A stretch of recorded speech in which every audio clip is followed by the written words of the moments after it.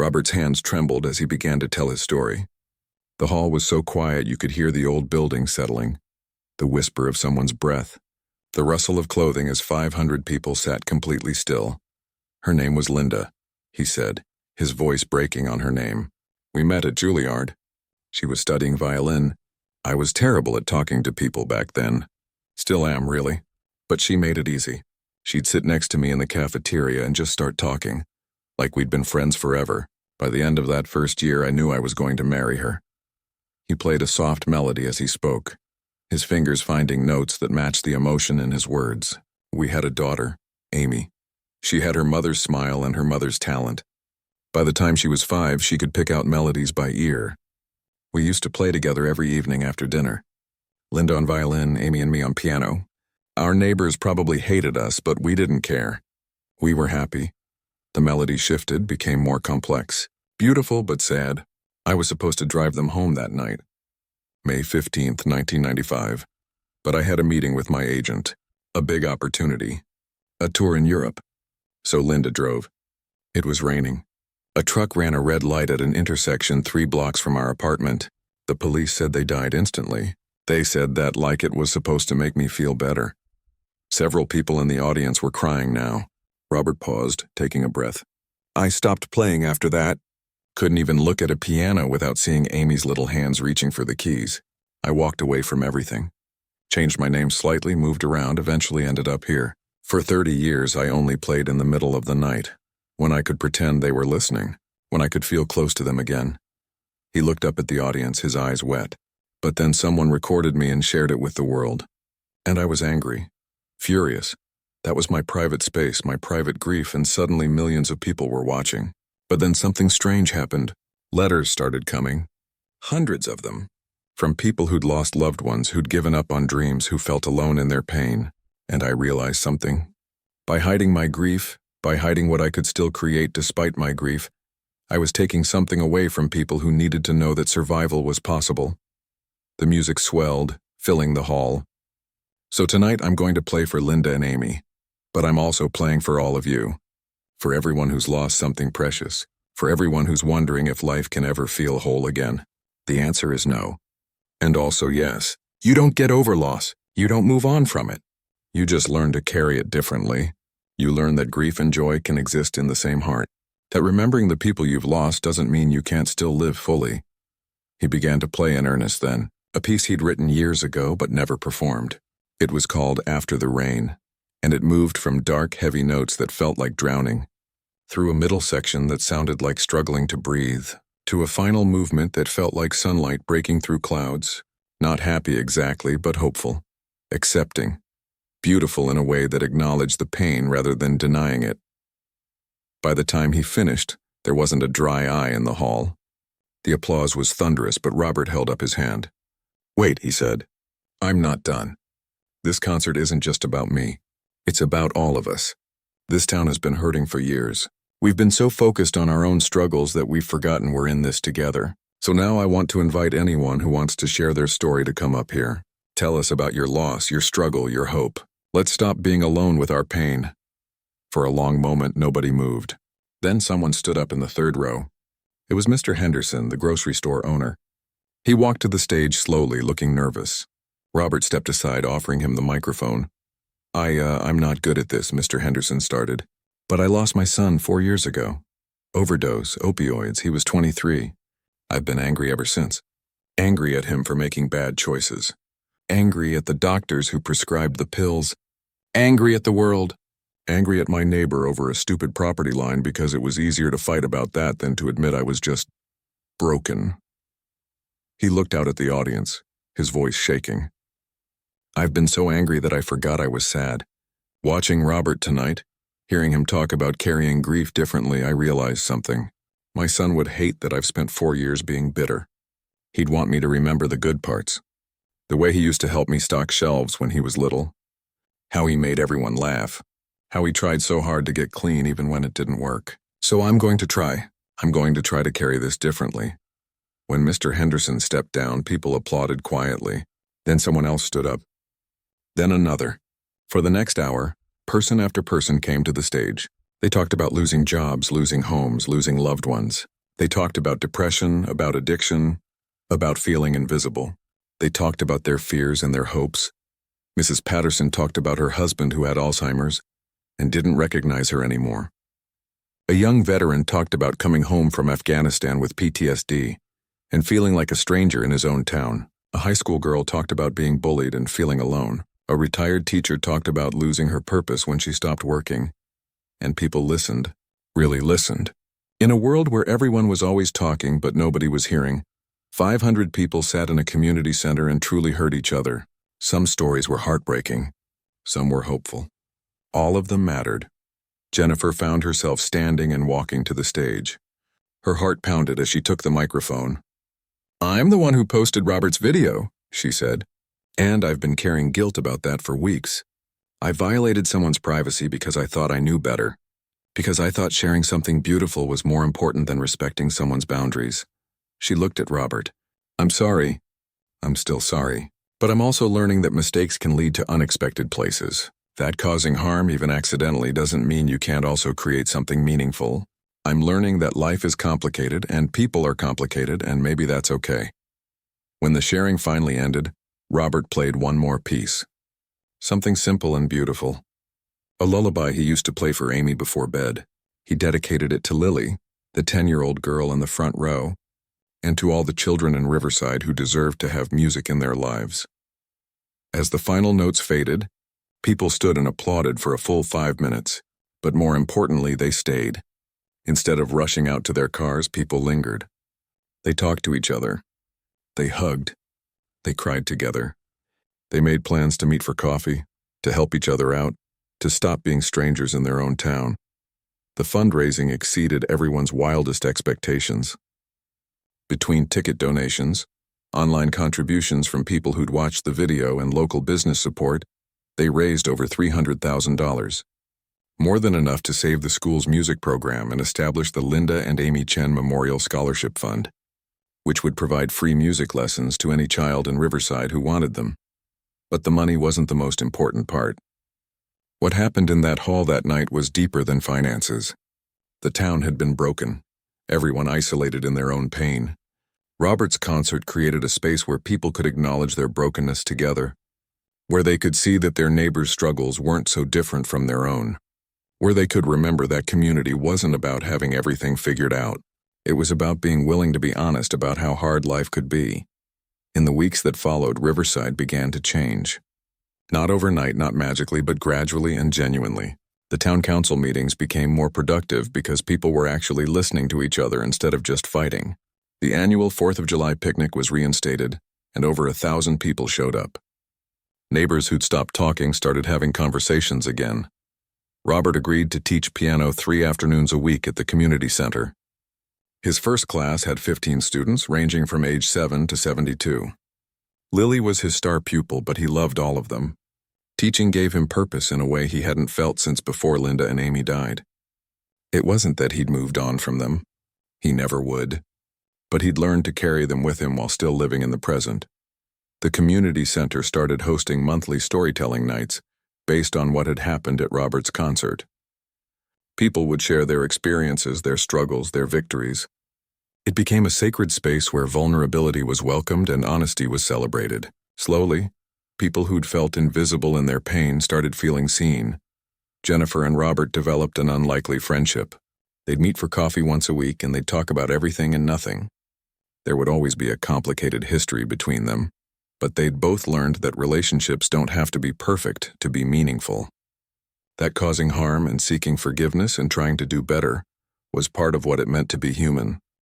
6 months after the concert, the local newspaper ran a story about Riverside's transformation. They interviewed Robert, who was uncomfortable with the attention, but agreed because it might inspire other communities. "We were all drowning separately," he said in the article.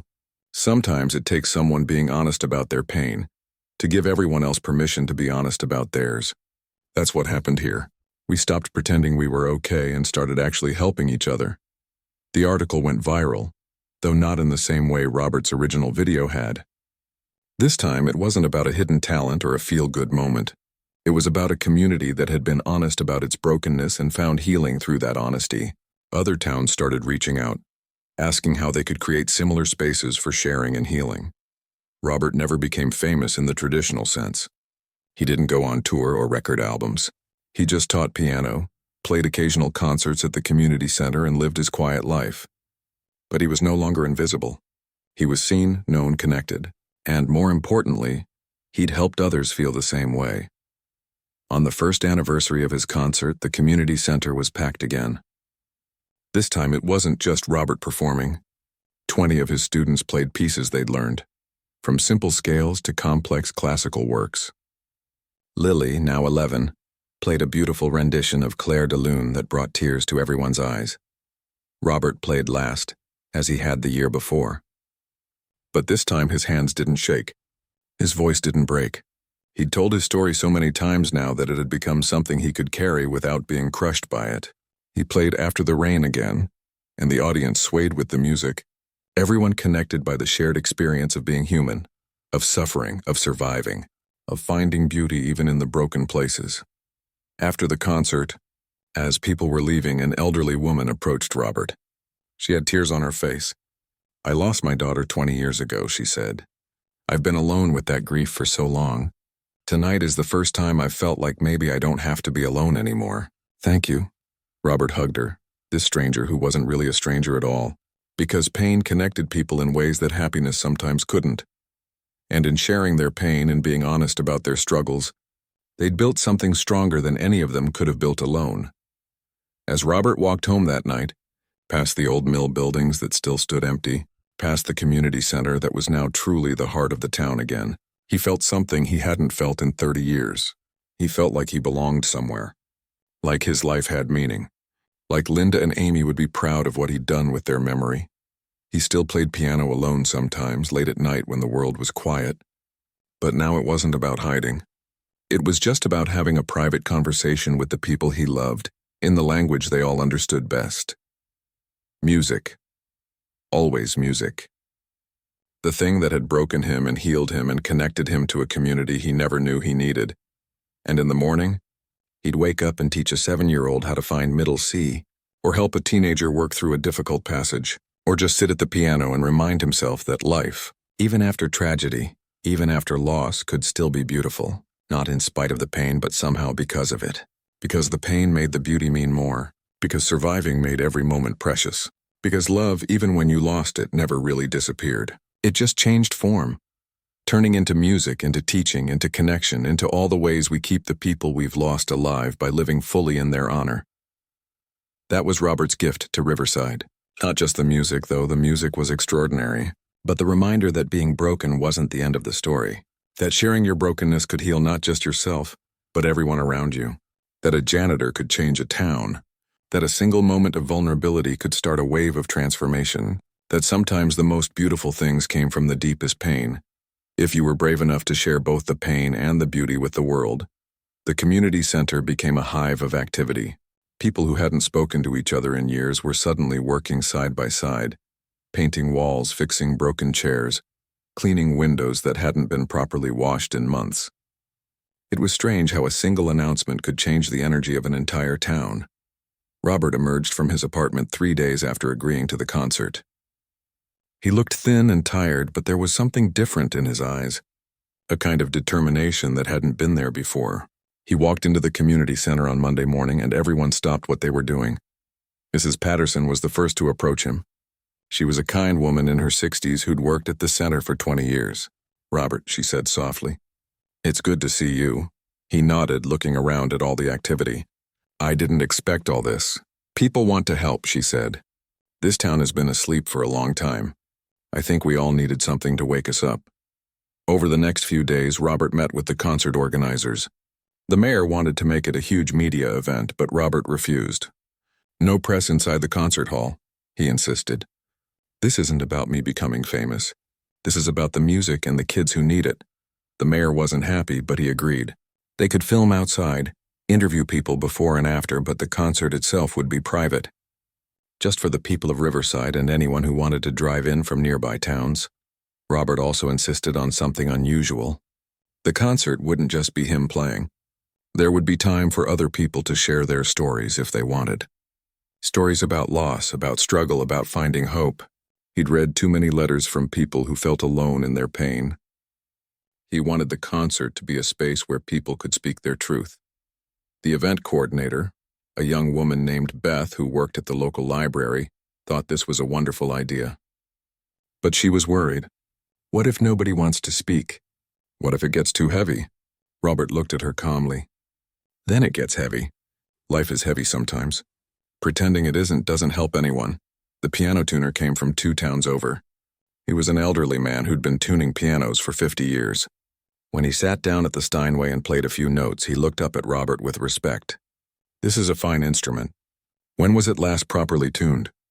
Probably 5 years ago, Mrs. Patterson admitted. The tuner spent 3 hours working on it. When he was done, he played a short piece and the sound filled the hall like nothing anyone there had heard before. Rich, warm, perfect. He turned to Robert and said, "She's ready for you now. Treat her well." Robert practiced in the early mornings before anyone else arrived. He'd come in at 5 a.m. when the building was still dark and quiet. Jennifer drove by one morning and saw the lights on. She went inside, careful not to disturb him, and just listened from the hallway. The music he was preparing wasn't what she expected. There were classical pieces, yes, but also some simpler melodies, songs that felt more personal, more emotional. When Robert finished practicing, he found Jennifer sitting on the stairs. He didn't seem surprised to see her there. They hadn't talked much since his phone call, and the air between them was still complicated. "I'm sorry," Jennifer said again. "I know I keep saying it, but I mean it. What I did was wrong." Robert sat down a few steps above her. "I've been thinking about that. About right and wrong. About intentions and consequences. The truth is, you were wrong to share that video without asking me, but you did it because you thought something beautiful shouldn't be hidden.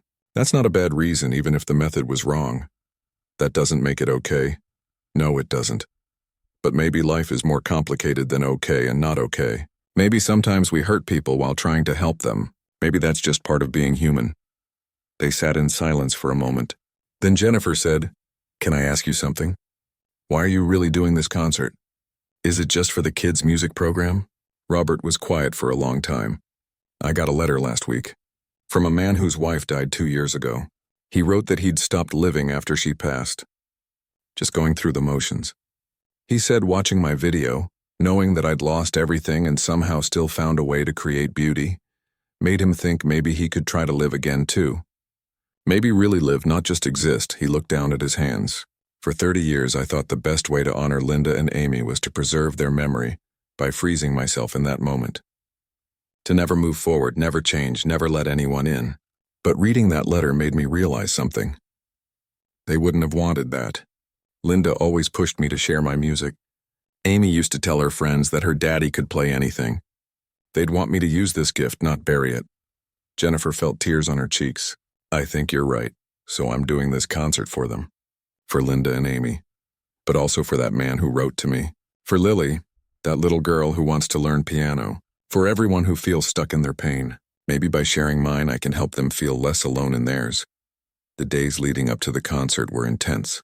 Tickets were free, but they had to be reserved because the hall only held 500 people. They were gone in 4 hours. The phone lines at the community center couldn't handle the call volume. People were coming from 3 states away. The town council had their first productive meeting in years. They all agreed that any profits beyond what was needed for the school's music program would go into a community arts fund. Riverside used to have art classes, music lessons, theater productions. Maybe they could have those things again. Local business owners got together and decided to donate food for a reception after the concert. The grocery store owner, Mr. Henderson, who'd been in a bitter feud with the hardware store owner, Mr. Liu, over a property line dispute, found himself working alongside him preparing sandwiches. They didn't resolve their dispute, but they at least started talking again. The high school kids got involved too. They created a memory wall where people could write notes about loved ones they'd lost or struggles they'd overcome. By the day of the concert, the wall was covered in hundreds of notes. Some were heartbreaking. Some were hopeful. All of them were honest. 3 days before the concert, Robert did something unexpected. He went to the elementary school and asked if he could meet Lily, the girl who'd written to him about wanting to learn piano. The teacher brought her to the music room, and Lily's eyes went wide when she saw him. "You're the piano man," she said. her voice barely above a whisper. Robert smiled. It was the first real smile anyone had seen from him in weeks. "And you're the girl who wants to learn piano." They sat at the school's old upright piano together. Robert showed her where middle C was, how to position her hands, how to play a simple melody. Lily was a natural. Within 20 minutes, she was playing Twinkle, Twinkle, Little Star with both hands. "You're good at this," Robert told her. "Really?" Lily beamed. "Really. Will you come to the concert?" "My mom got tickets." "We're sitting in the front row." Robert felt something warm spread through his chest. A feeling he hadn't felt in 30 years. Hope, maybe. Or purpose, or just the simple joy of teaching a child something new. "Good. I'm going to play a song and dedicate it to you, to remind you to never give up on music." On the morning of the concert, Robert woke up feeling terrified. His hands were shaking. He'd played in front of thousands of people before, back in his old life. But this felt different. More vulnerable, more real. He wasn't just playing music. He was opening up wounds that had been closed for 3 decades. He almost called it off. Picked up his phone, started dialing the community center, ready to tell them he couldn't do it. But then he looked at a photo he'd kept hidden in a drawer for years. Linda and Amy, sitting at a piano together, both smiling at the camera. Amy couldn't have been more than 4 in the photo. She was reaching for the keys, her little face full of concentration and joy. Robert put the phone down. He was doing this. For them, for himself, for everyone who needed to know that life could be beautiful again, even after it broke you into pieces. By 6 p.m., the community center was packed. Every seat filled. People standing in the back, some sitting on the floor. The energy was electric, but also nervous. People didn't know what to expect. This wasn't just a concert. It was something bigger. Something that felt like it might change things. Jennifer was there in her police uniform, helping with crowd control. She caught Robert's eye as he stood backstage, and she gave him a small nod. He nodded back. They'd never be best friends. What she'd done would always be between them. But maybe that was okay. Maybe forgiveness wasn't about forgetting. Maybe it was just about understanding that people make mistakes and choosing to move forward anyway. At 7 p.m. sharp, the lights dimmed. Robert walked onto the stage, and 500 people rose to their feet, applauding. He stood there overwhelmed, tears already in his eyes. He hadn't even played a note yet, and he was already falling apart. He sat at the piano, adjusted the bench, placed his hands on the keys. The hall went completely silent. You could hear people breathing. Then Robert spoke, his voice amplified by the microphone someone had insisted he use. 30 years ago, I lost everything that mattered to me, he began. And tonight I'm going to tell you about it. What happened over the next 2 hours would become the stuff of legend in Riverside. Not just because of the music, though the music was extraordinary, but because of what else Robert created in that space. Something that the town desperately needed but didn't know how to ask for. The video hit 10 million views by Sunday morning. By Monday, it was at 20 million. News outlets from CNN to BBC were covering it. "Mystery Janitor's Hidden Talent Stuns the World," read one headline. "The piano player nobody knew," said another. Everyone had an opinion. Everyone wanted to know more. Riverside had never seen anything like it. The sleepy little town was suddenly on the map. Reporters set up camp outside the community center. Tour buses full of curious visitors started showing up, people wanting to see where the famous video was filmed. The local diner saw more customers in 3 days than they'd had in the previous 3 months. But Robert's apartment stayed dark. He wouldn't answer his door. He wouldn't answer his phone. The only sign that he was even alive was that his car stayed in the same parking spot, and occasionally someone would see his curtains move slightly. Jennifer felt sick with guilt.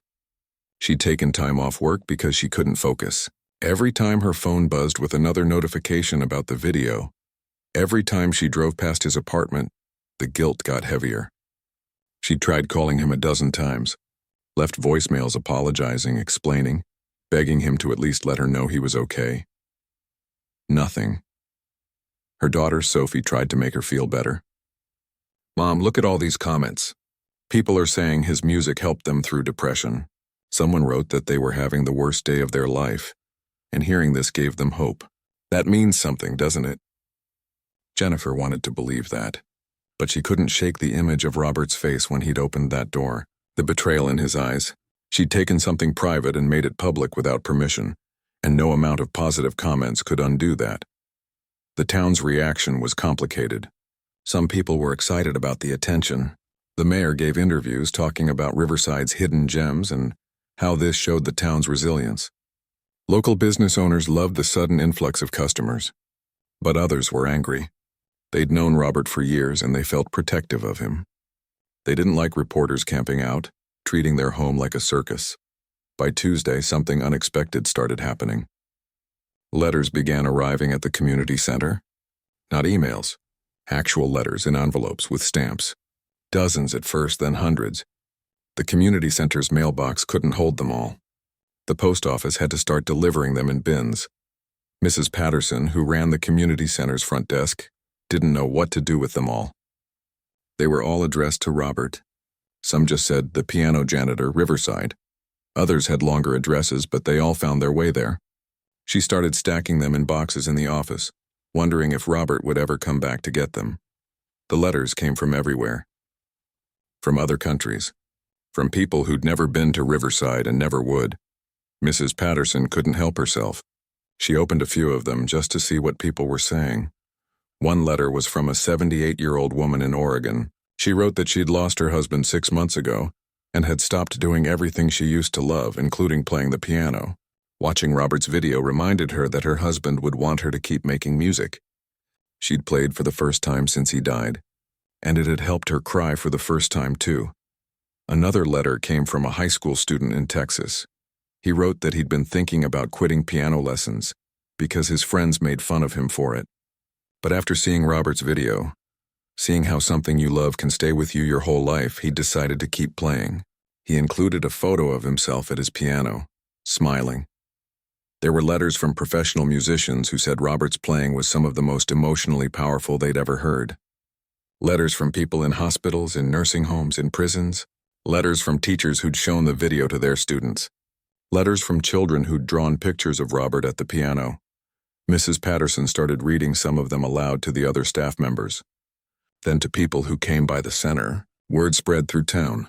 People started talking about the letters at the diner, at the grocery store, at the gas station. Slowly, the conversation shifted from gossip about Robert to something deeper. People were actually talking about loss, about grief, about the things they'd given up on. Jennifer heard about the letters. She knew she had to try one more time. On Wednesday evening, she drove to Robert's apartment. This time, she brought something with her. One of the letters. She'd asked Mrs. Patterson if she could borrow it, promising to return it. She knocked on the door. "Robert, it's Jennifer. I know you probably don't want to see me, but I brought something I think you need to see. I'm going to leave it here by your door. Please just read it."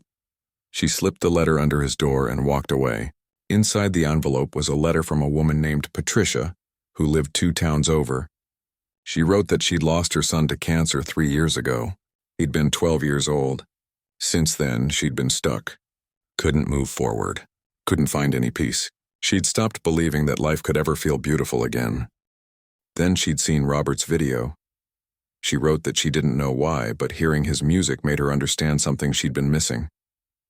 That grief and beauty could exist in the same space. That her son's life had been full of beautiful moments, and by shutting herself off from beauty, she was somehow dishonoring his memory. She'd started gardening again, something she and her son used to do together.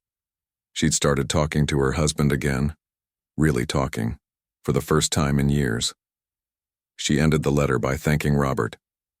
"You didn't just play music," she wrote. "You showed me that someone who's been through terrible loss can still create something beautiful. That maybe surviving isn't about forgetting or moving on. Maybe it's about finding a way to carry what you've lost while still living. Thank you for showing me that." Inside his dark apartment, Robert picked up the envelope. He almost threw it away without opening it. But something made him look. He read Patricia's letter 3 times, tears streaming down his face. Then he sat on his couch in the darkness, holding the letter in his shaking hands. Over the next few days, more letters arrived. Mrs. Patterson called Jennifer and asked if she could bring some to Robert. Jennifer agreed, though she wasn't sure if Robert would even look at them. She left a box of about 50 letters outside his door each day. She didn't know if he was reading them. She didn't know if he was throwing them away, but she kept bringing them, hoping that maybe, somehow, they might reach him.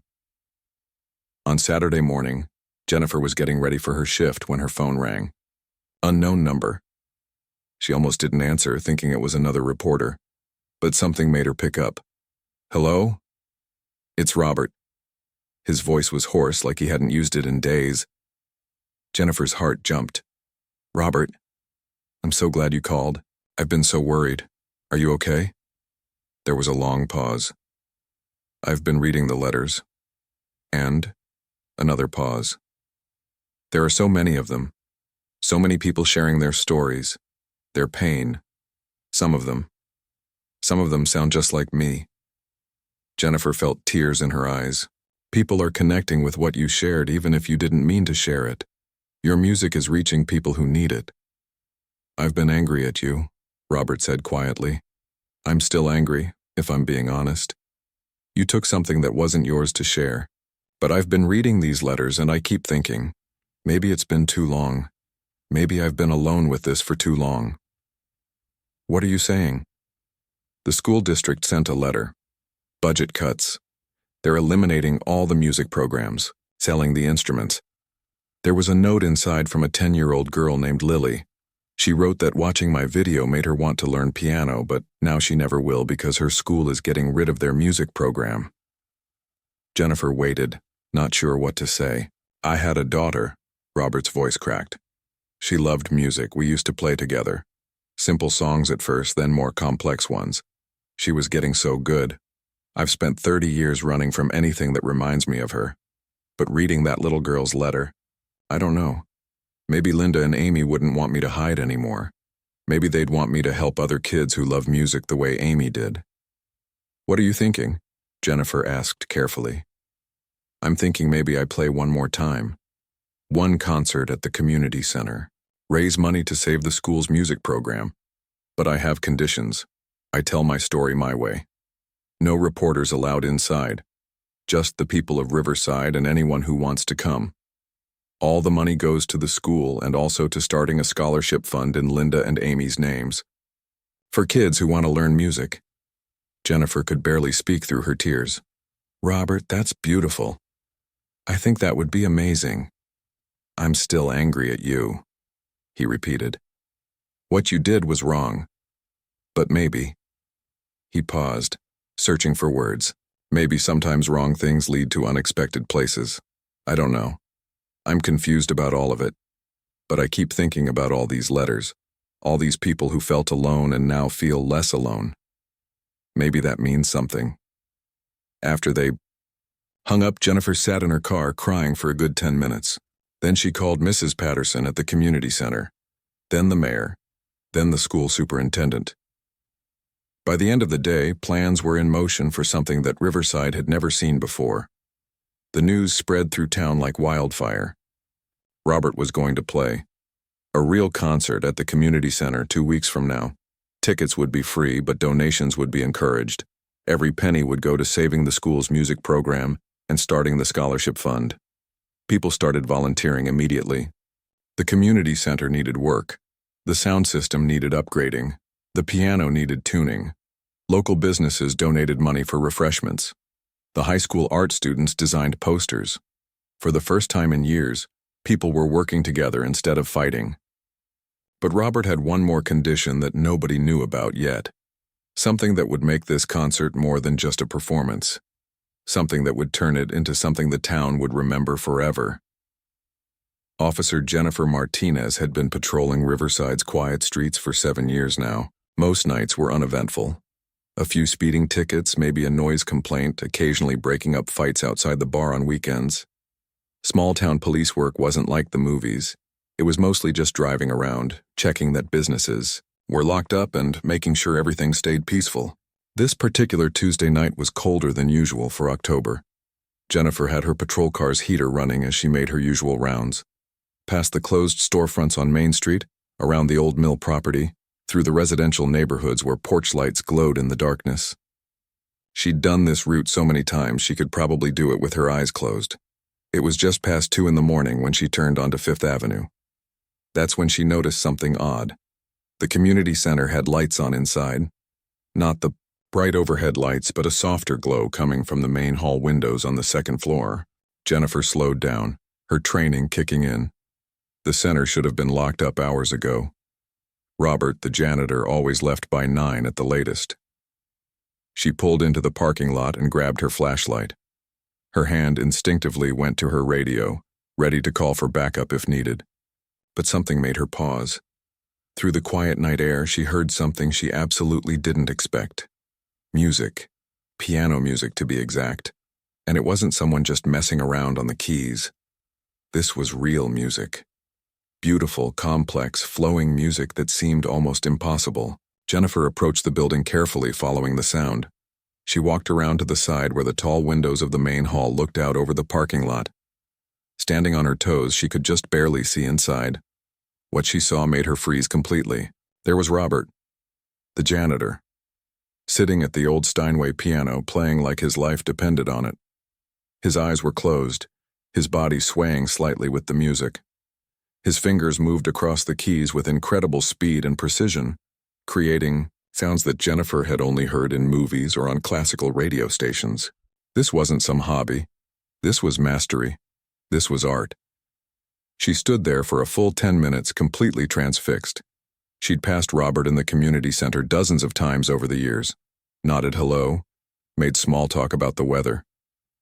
He'd always seemed like such a simple, quiet man. She'd never imagined.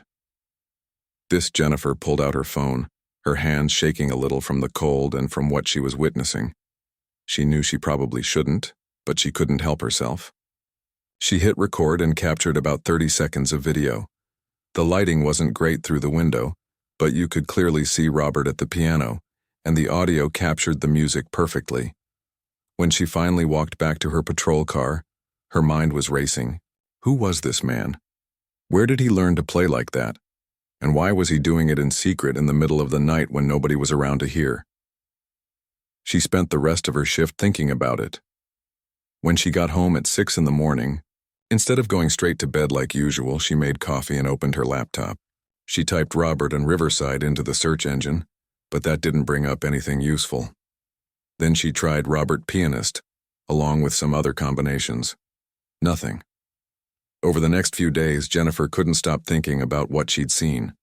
She drove past the community center on her shifts, wondering if Robert was in there cleaning, having no idea that she knew his secret.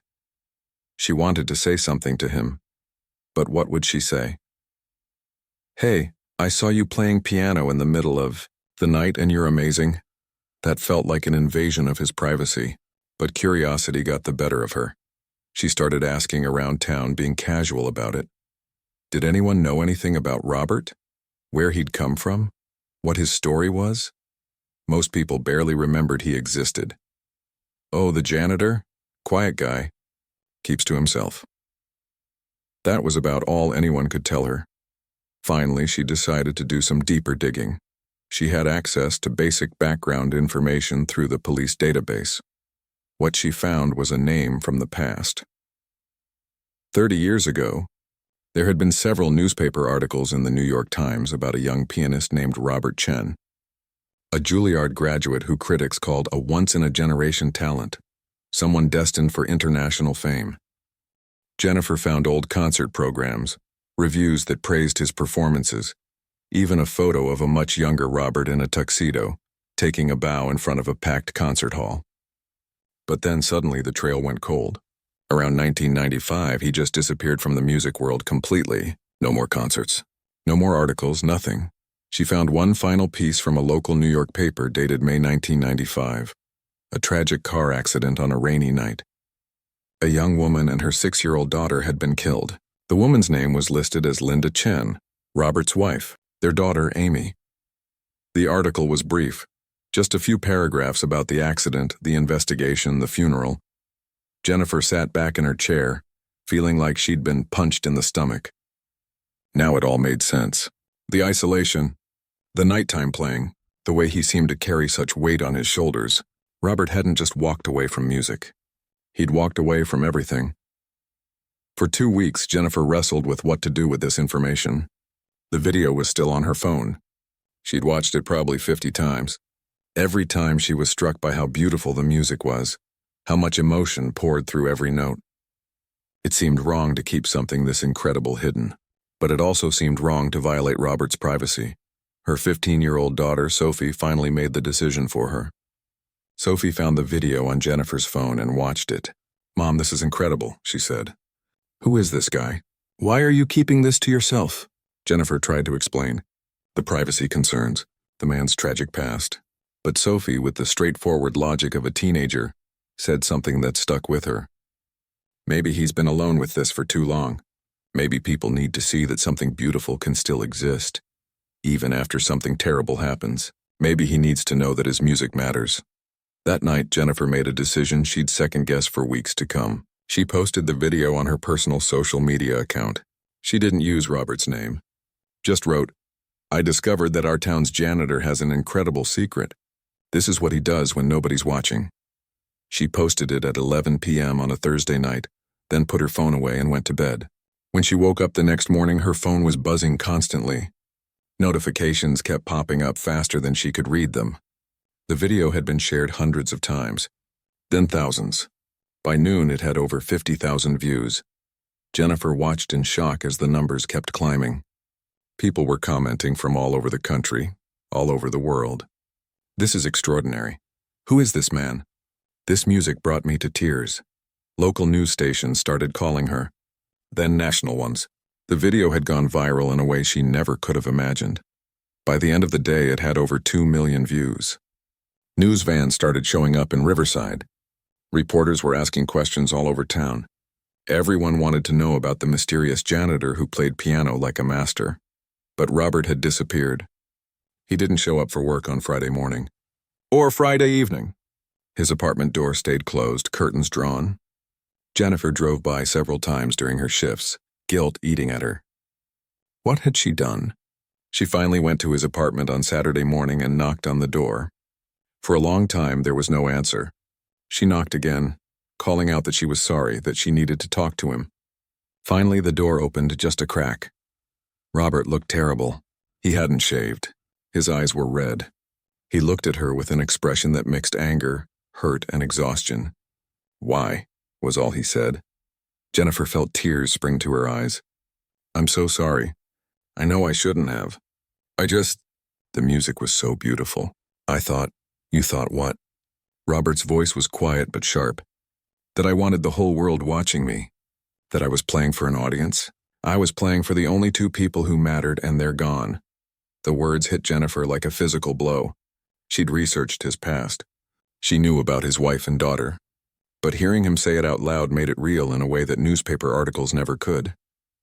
"I know about what happened," she said softly. "I know you lost everything.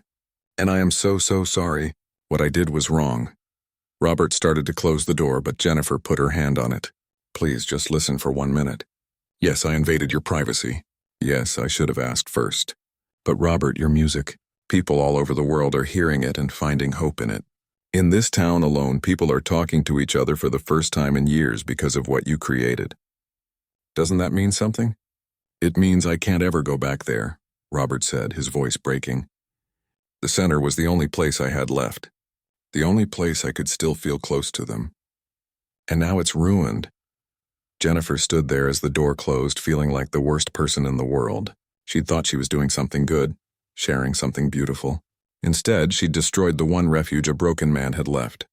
She walked back to her car and sat there for a long time. The video was still going viral. News crews were all over town. Everyone wanted to interview Robert to hear his story, to get him to play in public. But the man himself was locked in his apartment, his sanctuary destroyed, his secret exposed to millions. Jennifer knew she'd have to live with this. But what she didn't know was that something else was about to happen. Something that would change everything again, in ways nobody could have predicted. Because while Robert was hiding from the world was responding to his music in ways that even Jennifer couldn't have imagined. The town of Riverside wasn't always this quiet. There was a time when people knew their neighbors, when kids played in the streets until dark, and when the sound of laughter filled the community center on Friday nights. But that was before the textile mill closed down, before families started packing up and leaving, before hope seemed like something that belonged to other places, not here. Now the streets felt empty even when people walked through them. Everyone kept their heads down, lost in their own worries. The community center still stood at the corner of Main Street and Fifth Avenue, a beautiful old building with tall windows and brick walls that had seen better days. Once upon a time, it had been the heart of everything. Wedding receptions, graduation parties, town meetings where people actually talked to each other instead of yelling. These days, it mostly sat empty except for the occasional rental and the weekly food bank distribution. That's where Robert worked. 60 years old with gray hair and hands that told stories of hard work. He'd been the janitor there for almost 5 years now. He arrived every morning at 6, long before anyone else showed up. Mopped the floors, cleaned the bathrooms, fixed whatever was broken. He was good at being invisible. People would walk right past him in the hallways, and he preferred it that way. No questions. No conversations. Just work. Robert lived alone in a small apartment 3 blocks away. No family pictures on the walls. No visitors. Just him and the silence. Every evening after work, he'd go home, heat up whatever was in the freezer, and sit by the window watching the sun go down over the old mill buildings. Then he'd go to bed early. That had been his routine for years, but Robert had a secret. A secret so big that if anyone in Riverside knew about it, they'd never look at him the same way again. Every night after he finished his evening shift and locked up the community center, he'd wait. He'd sit in his small office in the basement, reading old newspapers or just staring at the wall, waiting for the town to fall completely asleep. Usually around midnight, sometimes later, he'd finally make his move. The community center had a grand piano in the main hall. It was an old Steinway, donated back in the 1960s by some wealthy family that had lived in town. The wood was still beautiful, dark and polished, though nobody had played it in years. It sat there like a piece of furniture, something people barely noticed anymore. Sometimes kids would bang on a few keys during events, but that was it. Robert would walk up those stairs from the basement, his footsteps echoing in the empty building. He'd turn on just one small light near the piano, leaving the rest of the hall dark. Then he'd sit down on the bench, take a deep breath, and place his fingers on the keys. What happened next was magic. The music that came from that piano didn't sound like it belonged in a forgotten town in the middle of nowhere. It sounded like something you'd hear in a concert hall in New York or Paris. Classical pieces that made your chest tight with emotion. Songs that could make you remember things you thought you'd forgotten. Music that seemed to fill not just the room but something deeper, something in your soul. Robert would play for hours, sometimes until 2 or 3 in the morning. Beethoven, Chopin, Mozart. Pieces so complex that most people couldn't imagine the skill it took to play them. His eyes would close and his fingers would move across the keys like they had a life of their own. In those moments, he wasn't just a janitor. He was something else entirely. Someone else entirely. But come morning, when the sun rose and people started arriving at the community center, Robert would be back in his gray uniform, mopping floors and emptying trash cans. The piano would sit silent again. Nobody knew. Nobody suspected. And that's exactly how Robert wanted it.